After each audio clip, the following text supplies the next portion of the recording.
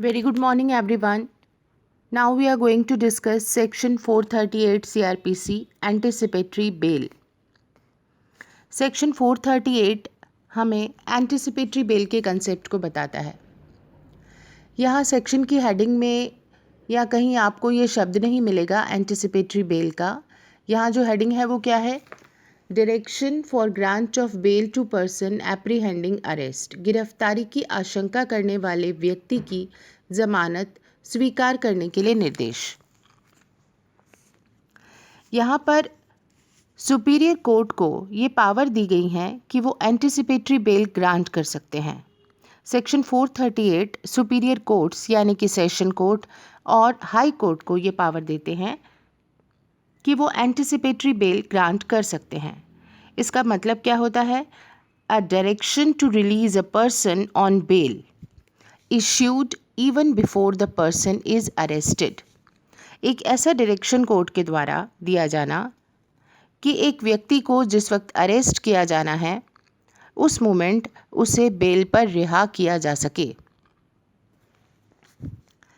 Section 438 anticipatory bell का concept arise होने की नेसेसिटी इसीलिए हुई क्योंकि कभी कभी ऐसा होता है कि इन्फ्लुएंशियल पर्सन्स ये कोशिश करते हैं कि उनके राइवल्स पर फॉल्स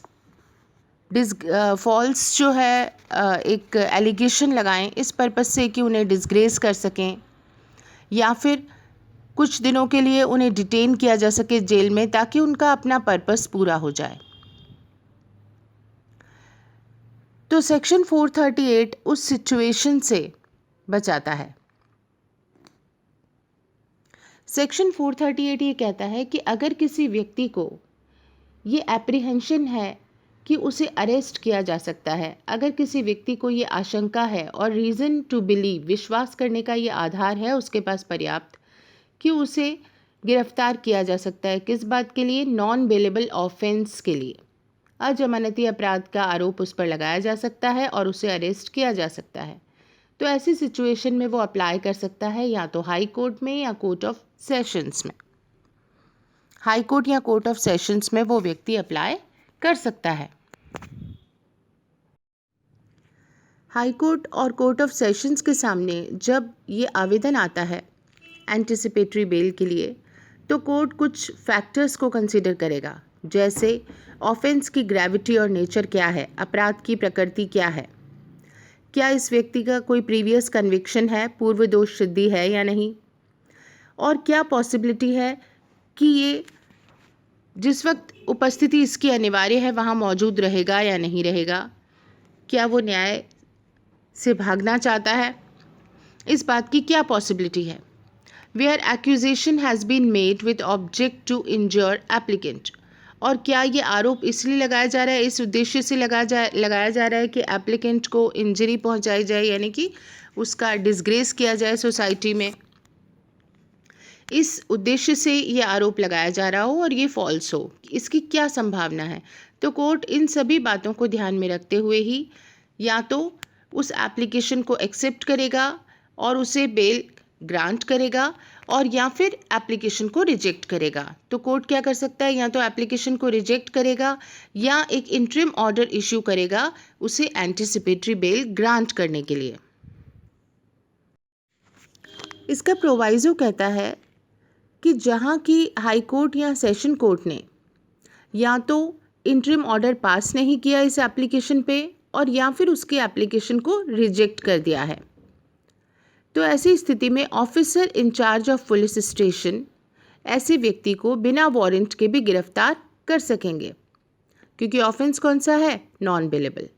तो प्रोवाइजो सेक्शन 438 सबसेक्शन 1 का प्रोवाइजो हमें क्या बताता है कि जहां ऐसा कोई एप्लीकेशन रखा गया एंटिसिपेटरी बेल के लिए, हाई कोर्ट या कोर्ट ऑफ सेशंस के सामने एप्लीकेशन रखा गया और इसका रिजल्ट क्या निकला, हाई कोर्ट या सेशन कोर्ट को ऐसा लगता है कि इसकी एप्लीकेशन रिजेक्ट कर दी जानी चाहिए, आधार उन्हें नहीं नज़र आता बेल देने का, या फिर इंटरिम ऑर्डर पास ही नहीं किया, कोई आदेश दिया ही नहीं, तो ऐसी स्थिति में officer in charge of police station के पास ये अथॉरिटी आ जाती है कि वो ऐसे व्यक्ति को बिना वारंट के भी गिरफ्तार कर सकेंगे.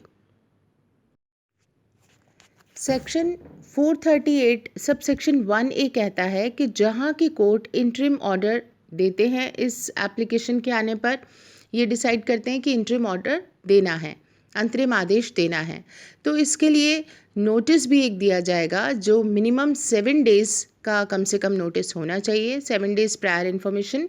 और ये नोटिस किसको दिया जाएगा? पीपी को दिया जाएगा और सुपरिटेंडेंट ऑफ पुलिस को दिया जाएगा। पब्लिक प्रोसिक्यूटर और सुपरिटेंडेंट ऑफ पुलिस, इन्हें ये नोटिस दिया जाएगा। क्यों दिया जाएगा इन्हें नोटिस?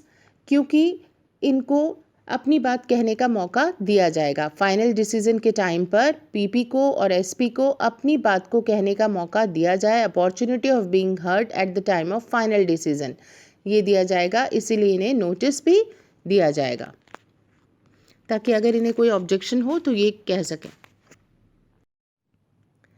सेक्शन 438 का सब सेक्शन 1B ये कहता है कि जब कोर्ट के द्वारा फाइनल ऑर्डर दिया जाए और फाइनल हियरिंग की डेट हो तो उस समय एप्लीकेंट की प्रेजेंस नेसेसरी होगी। अगर कोर्ट को ऐसा लगता है कि एप्लीकेंट को मौजूद होना चाहिए, यहाँ पर न्याय की दृष्टि से ज़रूरी है उसका प्रेजेंस, तो ऐसी सिचुएशन में जो व्यक्ति एप्लीकेशन लगा रहा है एंटिसिपेटरी बेल की, उस एप्लीकेंट को फाइनल हियरिंग की डेट पर या फाइनल ऑर्डर की डेट पर मौजूद रहना ही होगा।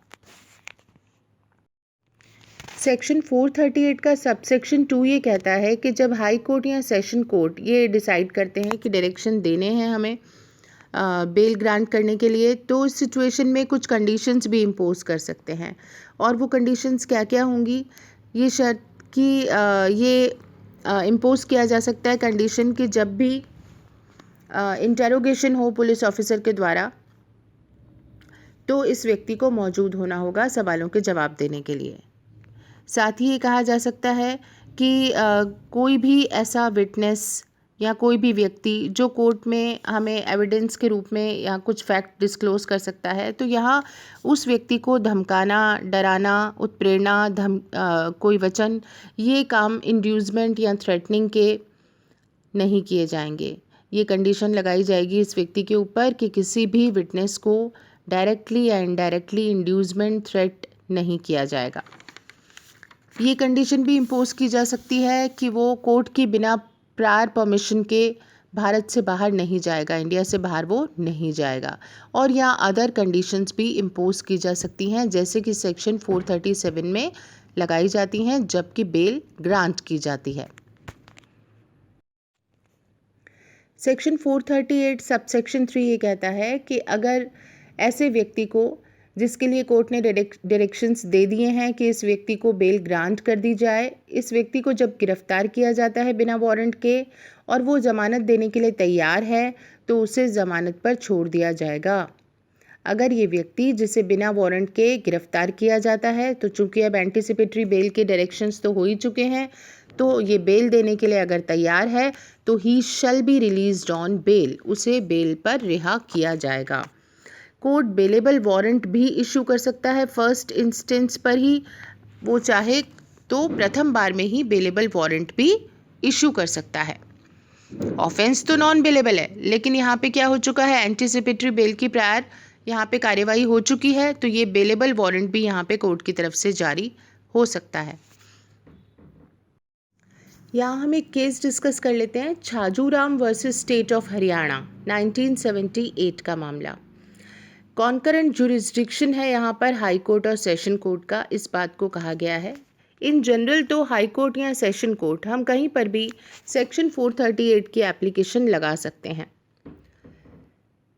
लेकिन यहाँ पर इस मामले में ये कहा गया कि नॉर्मली ये प्रिज्यूम किया जाता है कि सेशन कोर्ट में ही पहले अप्रोच करना चाहिए एंटिसिपेटरी बेल के लिए, अनलेस एक एडिक्वेट केस नहीं हो कि हमें स्ट्रेट अवे हाई कोर्ट को ही पहले अप्रोच करना ज़रूरी है। ऐसी कुछ सिचुएशंस हमें नहीं नज़र आती, तब तक हमें एट फर्स्ट इंस्टेंस हमें सेशन कोर्ट में ही अप्रोच करना चाहिए। हालांकि ओंकार नाथ अग्रवाल वर्सेस स्टेट के मामले में 1976 में कहा गया कि ये ज़रूरी नहीं है कि हम पहले सेशन कोर्ट जाएं और फिर हम हाई कोर्ट जाएं, हम डायरेक्टली इनिशियल स्टेज पे हम हाई कोर्ट में भी इस एप्लीकेशन को लगा सकते हैं।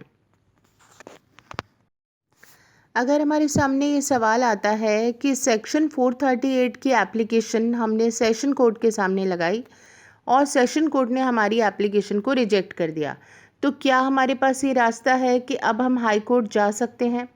तो सेक्शन 438 में कहीं ऐसा बार नहीं लगाया गया है, कोई रोक नहीं लगाई गई है और हम सेशन कोर्ट की एप्लीकेशन रिजेक्ट होने के बाद हाई कोर्ट में इस एप्लीकेशन को लगा सकते हैं। दोबारा वहाँ पर भी एक स्टेप हम ले सकते हैं। तो ये कहा गया Jagannath versus state of Maharashtra 1981 के मामले में कि अगर सेशन कोर्ट ने एप्लीकेशन को रिजेक्ट कर दिया है तो एप्लीकेंट हाई कोर्ट में जा सकता है, हाई कोर्ट में वो एप्लीकेशन लगा सकता है।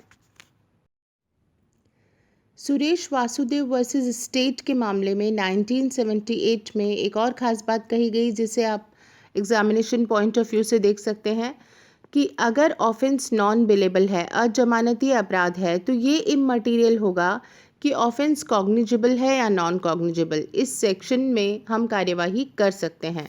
यानी एप्लीकेशन आप 438 की लगाना चाहते हैं तो ऑफेंस नॉन बेलेबल है, अजमानती है, इतना ही पर्याप्त है। ये देखना ज़रूरी नहीं है कि ये ऑफेंस कॉग्निजेबल या नॉन कॉग्निजेबल कौन सी कैटेगरी में आता है, संज्ञेय है या असंज्ञेय अपराध है, इसे नहीं देखना है, क्योंकि सेक्शन 438 की लैंग्वेज में क्लियरली क्या कहा गया है कि ऑफेंस नॉन बेलेबल अजमानतीय होना चाहिए। हालांकि जो सामान्यतः आप देखते हैं कि जो नॉन बेलेबल ऑफेंस हैं वो कॉग्निजेबल ऑफेंस इन जनरल होते हैं, लेकिन कॉग्निजेबल है या नॉन कॉग्निजेबल ये बात इममटीरियल है यहाँ पर। सुरेश वासुदेव वर्सेस स्टेट 1978 के मामले में ये कहा गया कि एफआईआर लॉज हुई है या नहीं इससे भी फ़र्क नहीं पड़ेगा। एफआईआर का लॉज होना इस सेक्शन में कार्यवाही करने के लिए प्रेसिडेंट कंडीशन नहीं है, पूर्ववर्ती शर्त नहीं है, क्योंकि इस सेक्शन में इनिशियल स्टेज पे आपने देखा था कि रीज़नेबल ग्राउंड होना चाहिए बिलीव का, ये विश्वास होना चाहिए कि व्यक्ति को गिरफ्तार किया जा सकता है नॉन बेलेबल ऑफेंस के लिए। यहाँ केवल फियर है अगर किसी को, तो वो इस सेक्शन 438 की एप्लीकेशन नहीं लगा सकता। रीज़नेबल ग्राउंड यहाँ पर होने चाहिए। तो रीज़नेबल ग्राउंड के लिए यहाँ पे आगे इसी बात को एक्सप्लेन करते हुए आगे ये कहा गया कि एफआईआर लॉज हुई है, क्या ये कंडीशन प्रेसिडेंट मानी जाए या नहीं मानी जाए, कि हमें ऐसी आशंका है कि अगर एफआईआर लॉज हो गई है तो अब कार्यवाही हम 438 की कर सकते हैं। ऐसा नहीं है। अगर एफआईआर लॉज नहीं भी हुई है लेकिन कोर्ट के पास रीज़नेबल ग्राउंड यहाँ पर हम दे सकते हैं, जहाँ पर कि कोर्ट एग्जामिन कर सकता है ऑब्जेक्टिवली कि यहाँ जो व्यक्ति कह रहा है इसे एप्रीहेंशन है कि इसे गिरफ्तार किया जा सकता है नॉन बेलेबल ऑफेंस के लिए, इस बात की संभावनाएं नज़र आती हैं, ऐसा विश्वास नज़र आता है, तो इन ग्राउंड्स के होने पर सेक्शन 438 की कार्यवाही की जा सकती है। तो सेक्शन 438 में वाइड डिस्क्रिशनरी पावर दी गई है सेशन कोर्ट को और हाई कोर्ट को कि वो एंटिसिपेटरी बेल ग्रांट कर सकते हैं अगर उन्हें केस के सर्कमस्टांसेस, पर्टिकुलर मामले के फैक्ट्स और सब कंडीशंस को ध्यान में रखते हुए ऐसा लगता है कि बेल को दिया जाना चाहिए तो बेल ग्रांट करेंगे, अदरवाइज़ वो उसे रिफ्यूज़ कर सकते हैं। तो ये सेक्शन 438 की जो पावर है ये किसको दी गई है? केवल सेशन कोर्ट को और हाई कोर्ट को दी गई है। जहाँ किसी व्यक्ति को ये एप्रीहेंशन है, आशंका है और इसके पर्याप्त आधार हैं कि उसे नॉन बेलेबल ऑफेंस के आरोप में गिरफ्तार किया जा सकता है और वो at the moment of arrest, जब उसे गिरफ्तार किया जाए तब वो चाहता है कि वो बेल देने में अगर सक्षम है तो उसे बेल ग्रांट की जाए। ऐसा डायरेक्शन कोर्ट से लिया जा सकता है और कोर्ट इन डायरेक्शंस को दे सकते हैं पर्याप्त शर्तों के आधार पे अगर उन्हें उचित लगता है। तो ये कंप्लीट हुआ आपका सेक्शन 438।